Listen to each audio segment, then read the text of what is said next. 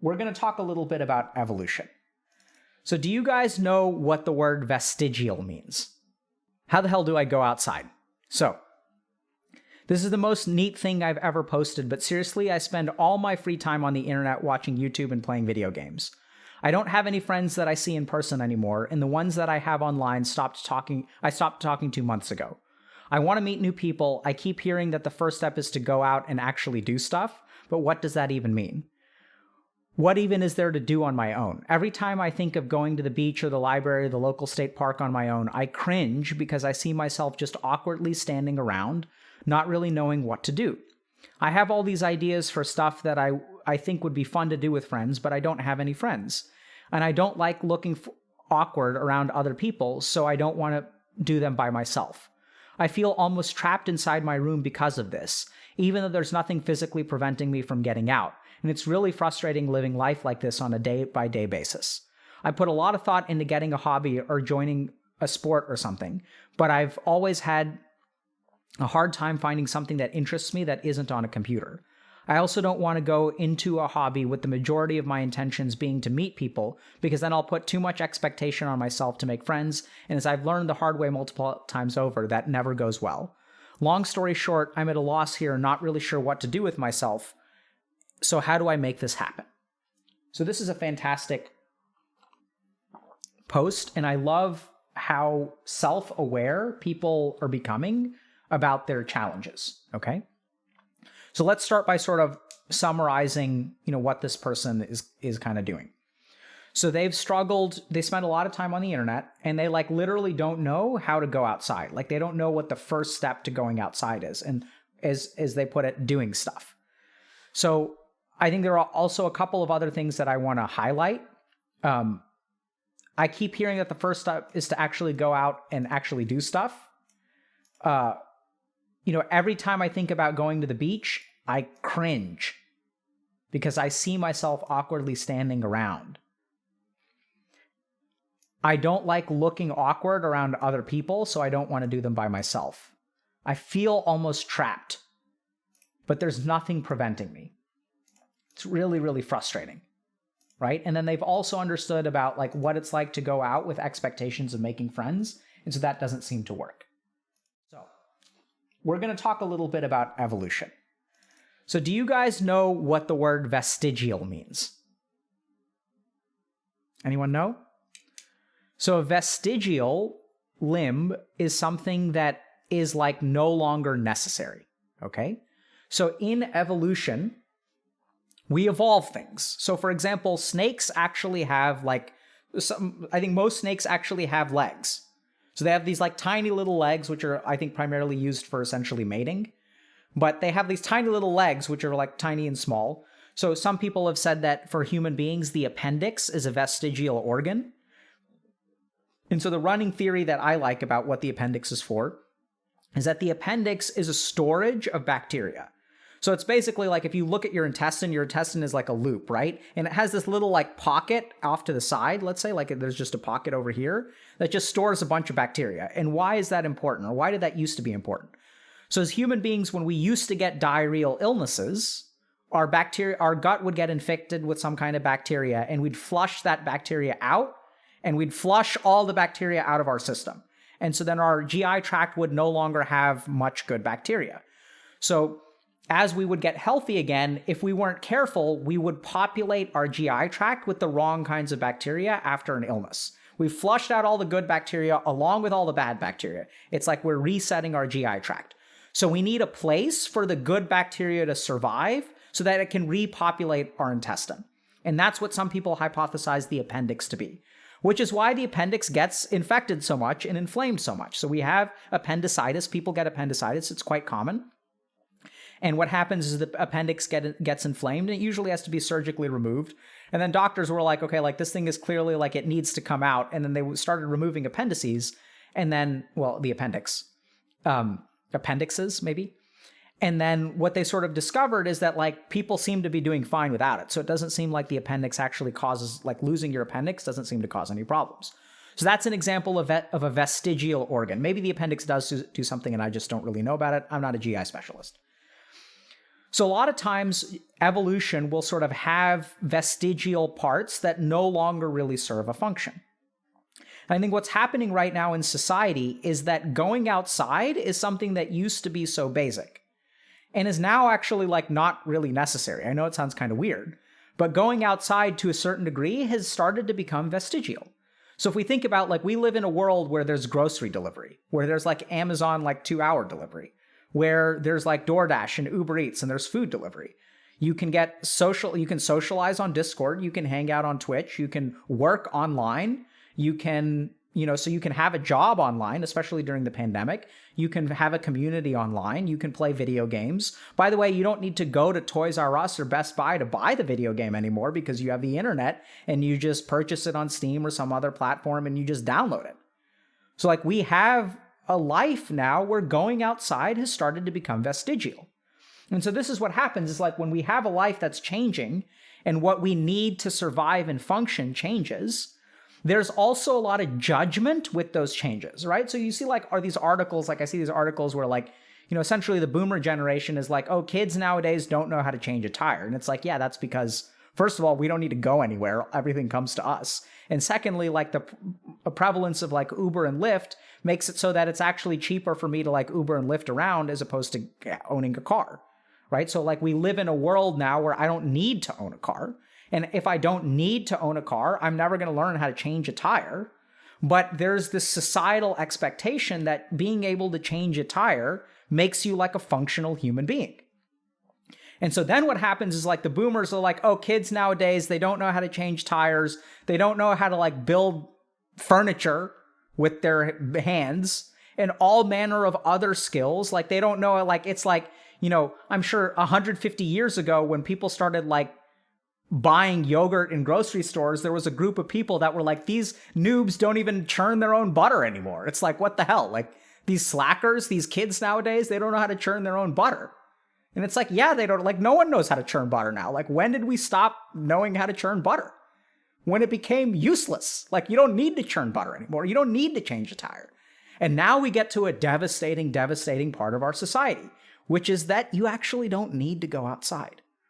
Now, is it healthy to go outside? Absolutely. Are you going to suffer if you don't go outside? Absolutely. But start by doing away with the shame, right? Because what happens right now is that your inability to go outside is coming with a big sides helping of shame. It's like, I'll order one plate of don't know how to go outside. I'll take a side of shame with it, right? It's like, would you like fries with that? Yeah, I'll take that side of shame. Because society right now shames us for not being able to do things that we think are like normal to do, which in a sense, like, sure, it was normal. It's not like, 10,000 years ago, no one had to worry about going outside because outside is all there was. It's like a non-issue. But going outside, learning how to like read facial expressions, these are things that are starting to become vestigial in our society. Is it good? I don't think so. So this is where I'm going to be a little bit of like a butter churner, right? I'm going to say, like, you should know how to churn butter. But let's start by acknowledging that now I want you guys to take a step back. Let's look at it differently. What kind of society? So this person doesn't know how to go outside, right? And we say, like, shame on you. Like, how stupid can you be? But let's just think about this. I don't think we should blame. That's not the right approach. Think about what kind of society must exist where someone can get to the age where this person is and not know how to go outside. Just think about that. What kind of circumstances must exist for this kind of person to be in our society? What kind of circumstances must exist for the term neat to even be like a thing? It's not just like one person. Like 30 years ago, there were no neats. There was just like every now and then there was like a dude who was sort of like a deadbeat, right? That's what you called them. It's not a like societal phenomenon. I saw an article recently in either the Washington Post or Wall Street Journal or something that 59.5% of people going to college are women. Men are 40% of like people going to college now, right? So there's a societal effect that's going on. And so I want y'all to understand that if you're in this situation, like, you may feel ashamed, and like it sort of makes sense because society may shame you, but just pause for a second and think about what kinds of circumstances must exist for you to evolve into the state that you're in right now. What has to happen in our society where going outside becomes vestigial? It becomes a thing of the past, right? And what has to happen is that you have to be able to get food delivered to your house. You have to be able to entertain yourself at home. You have to be able to work from home. And all of these things exist. And the fact that there's like a global pandemic that's sort of forcing everyone to be at home anyway is like certainly not helping. You guys get that, right? This is what's happening. So the first thing is cut yourself a break, because you're not fundamentally messed up if you don't know how to go outside. It's such a basic thing that I would say that so for those of you who feel ashamed of not knowing how to do basic things, okay, I want y'all to understand that like the more basic it is, the less your fault it is. Because if it's something so fundamental and you haven't learned it by now, that's actually societal. It's not personal. Like it's not like anyone out there doesn't know how to speak, right? Like if there's a child out there who does not know how to speak at the age of 10, that's not their fault. You guys get that? It's like, it's due to their upbringing. Like it's like, duh.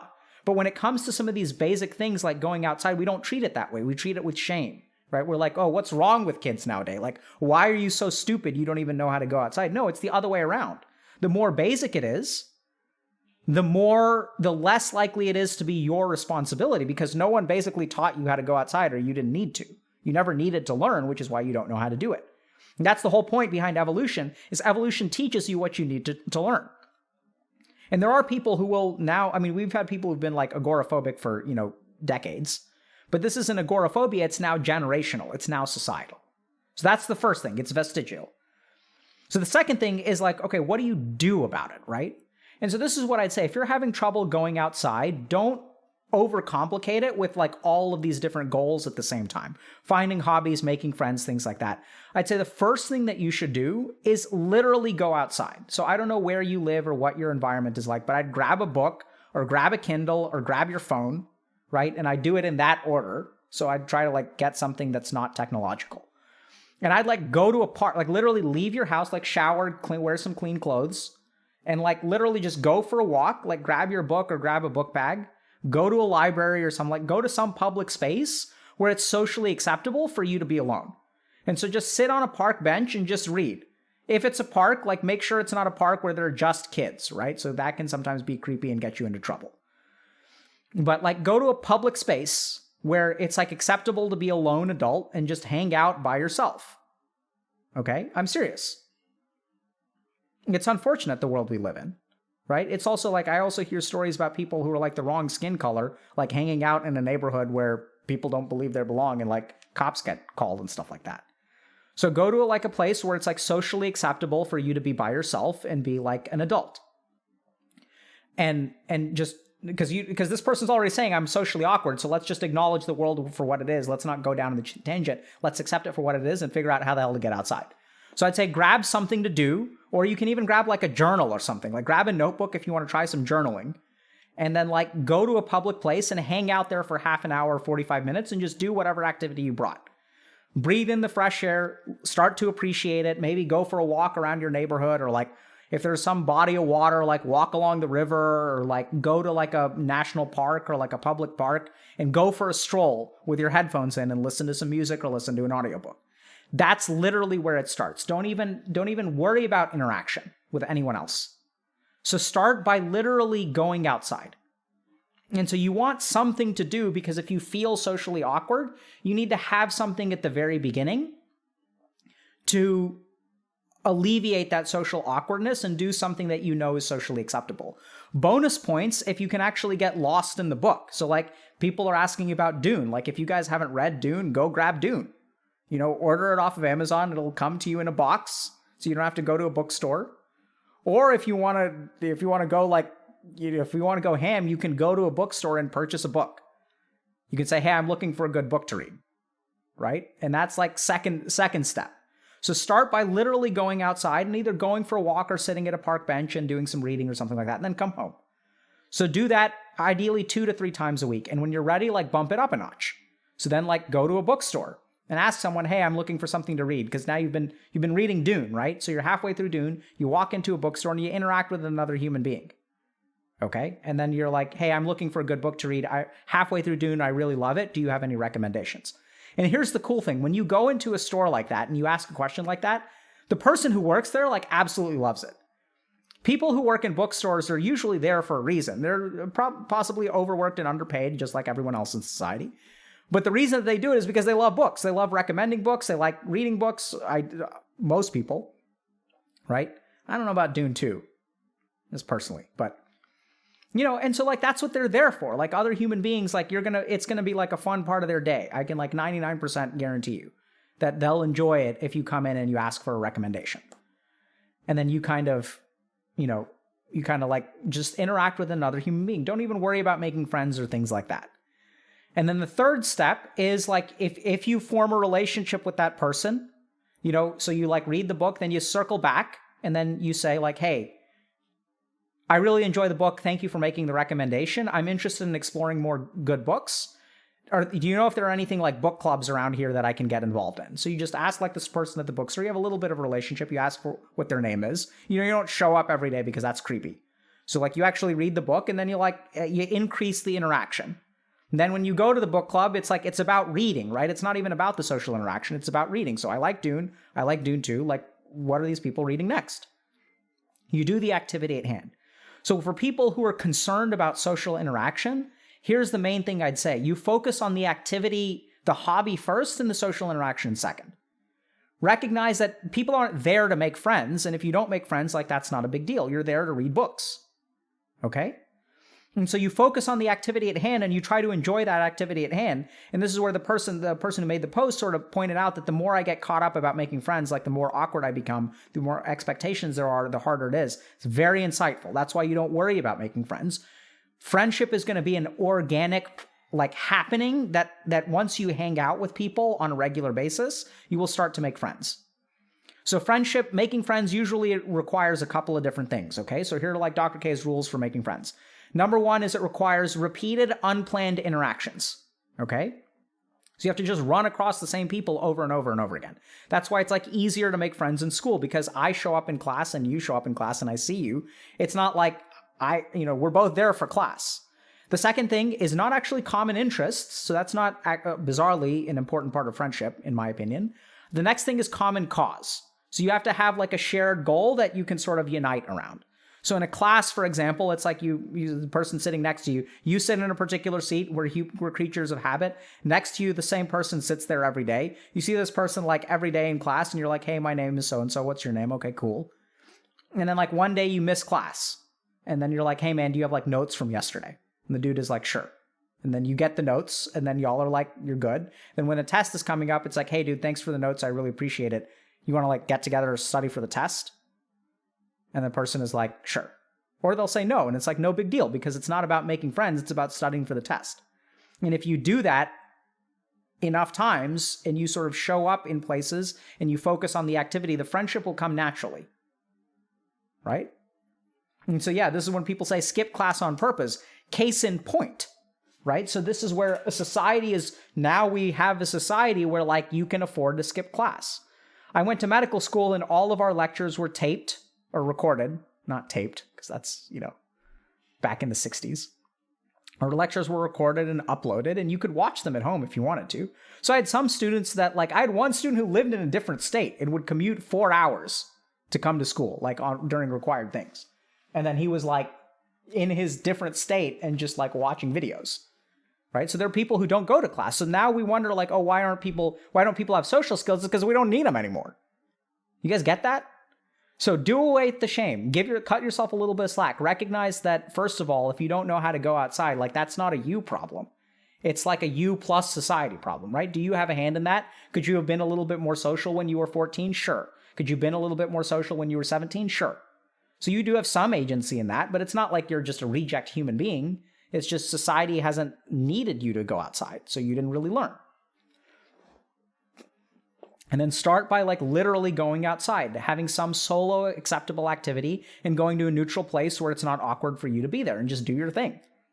Go for a walk with headphones on, like listen to some music, listen to a podcast, and like you can listen to a podcast at home. Like even if you watch YouTube videos, I don't know if you guys do this, but sometimes I'll listen to YouTube. Like I'll just have YouTube on while I'm like driving in the car if I'm like listening to a video essay. You don't even need the visuals. And then interact with someone and then like maybe like go for an activity and like you'll get there slowly but surely. Right? When you're going on a walk, like I think the bro nod is something I'm a huge fan of, right? Like you're walking by someone. This is something that I don't do this with women. I do it with men. It's the bro nod, right? You just give them the nod. It's like I see you and I salute you and I respect you. It's like it's my favorite social activity. The bro nod is like my favorite thing to do. Like there's this like old dude, like some like 75-year-old like dude who like we go for a walk at the same time. So the dude is like old and is retired. I'm sure he's like this old. I think he's a Vietnamese guy. He's like an old Vietnamese dude who's like wandering around my neighborhood, and then like I also wander around the neighborhood at like 11 o'clock during the day. So before I stream, I go for a walk to clear my head, and I feel like my best friend in the neighborhood is a 75-year-old Vietnamese man. And we just see each other and we nod to each other every day. That's the extent of our interaction. And I think if I grow something, if I see him, I'll bring him something that I grow from my garden. Because I think he's got a garden too. So we're going to be like gardening bros, and it's going to be like easy. It doesn't have to be anything more than that. I don't think he speaks English, so I don't even think we can really interact much, but we don't need to. We're just going to hang. It's going to be great. Right? Yeah. So that's how you go outside. Cut yourself some slack. If you don't know how to go outside, it's not entirely your fault.